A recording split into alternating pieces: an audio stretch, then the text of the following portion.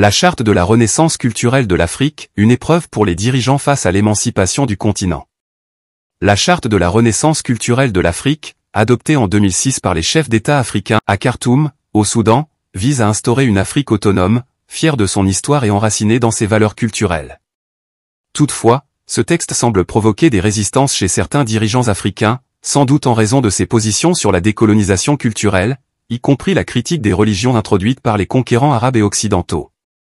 Ces religions, qui font aujourd'hui partie intégrante de la vie de nombreux Africains, sont blâmées pour avoir légitimé l'esclavage, la traite négrière et la colonisation.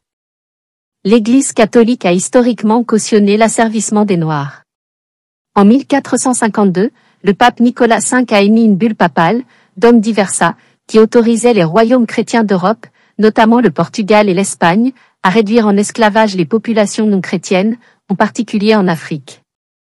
3 ans plus tard, en 1455, le pape Nicolas V a publié le décret Romanus Pontifex, qui renforçait cette légitimation en accordant au roi du Portugal, Alphonse V, des droits exclusifs sur les terres et peuples découverts, consolidant ainsi le système de l'esclavage et préparant le terrain pour une forme précoce de domination coloniale en Afrique.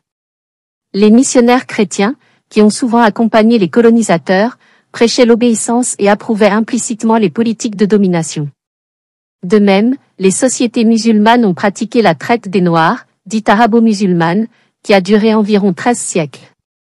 L'ouvrage monumental de l'UNESCO, Histoire générale de l'Afrique, insiste sur le rôle pionnier du continent africain dans l'élaboration des concepts religieux. Il met en lumière le fait que l'Égypte antique, peuplée par des Noirs, a eu une influence majeure sur la Grèce antique, berceau de la civilisation occidentale. À ce propos, le savant Cheikh Anta Diop affirme que l'Égypte a été l'institutrice de la Grèce dans tous les domaines.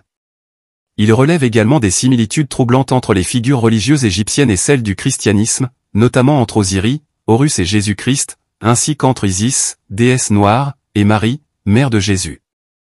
Selon l'histoire générale de l'Afrique, l'influence religieuse égyptienne sur certains aspects de la religion gréco-romaine est particulièrement apparente pour l'historien, comme en témoigne la popularité de la déesse Isis et de son culte dans l'Antiquité classique. Face à ce lourd héritage, la charte recommande explicitement l'introduction de l'histoire générale de l'Afrique dans les programmes scolaires.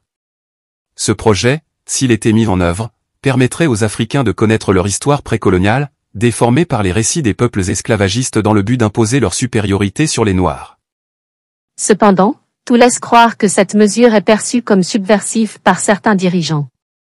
Ces derniers, responsables de la mise en œuvre de la charte, sont eux-mêmes profondément influencés par des systèmes de pensée hérités de la colonisation, qui les enferment dans la perpétuation de la domination culturelle étrangère. Ainsi, bien que la charte de la Renaissance africaine soit entrée en vigueur, sa promotion sur le continent reste marginale, particulièrement en Afrique subsaharienne. De fait, le manque de volonté politique en est la principale cause. De nombreux dirigeants hésitent à soutenir des idées qui remettent en question l'ordre religieux et social actuel, car cela bouleverse leurs croyances héritées des religions étrangères.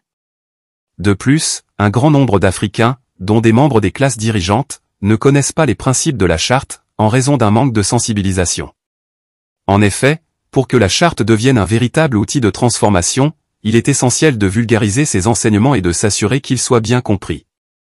Cela implique que les dirigeants africains surmontent leurs contradictions, acceptent une critique honnête de l'histoire, reconnaissent le rôle nocif des religions importées et promeuvent les valeurs culturelles africaines. Le renforcement de l'éducation historique, pour que chaque Africain connaisse ses racines et soit fier de son patrimoine, est un impératif. En somme, la charte de la Renaissance africaine représente une opportunité inestimable pour rétablir l'identité africaine. Cependant, elle paraît constituer une menace pour certains chefs d'État et responsables politiques, pris entre leur attachement aux religions introduites par la colonisation et leur responsabilité d'encourager l'émancipation du continent. Tant que ces incohérences ne seront pas résolues, la charte risque de rester un document symbolique, sans impact sur la société africaine. Axel Hilary. Pour vous informer davantage, retrouvez-nous sur www.ladepêchetabidjan.info, la vitrine de la renaissance culturelle de l'Afrique.